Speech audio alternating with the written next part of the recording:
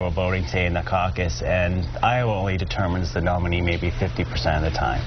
So why so much focus? I know it is the first out of out of all the contests here with primaries and caucuses, but everybody is watching. Everybody is watching to know, but everything could change between now and November. Oh, it's going to change between now and next week. Yeah. New Hampshire, between Iowa. But what's really interesting about Iowa is that it's a true face-to-face campaign.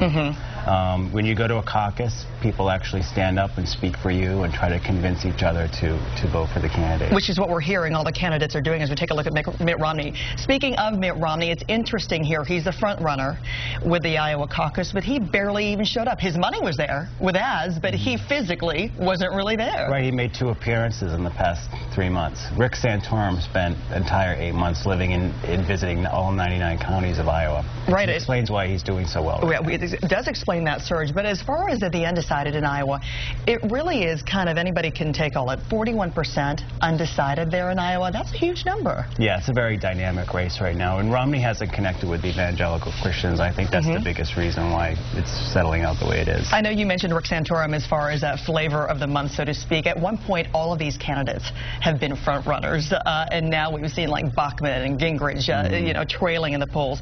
Do you think Rick Santorum, now that he's peaking, is because, and when it comes to the ads and negative ads, it was kind of too late to scurry and make these ads against him?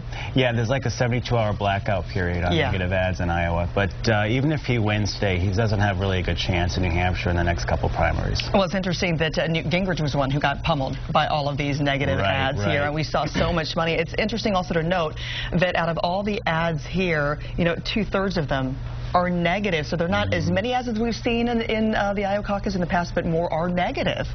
Yeah, it's a total paradox. I mean, people are always complaining about how negative ads turn them off in voting, but as soon as you say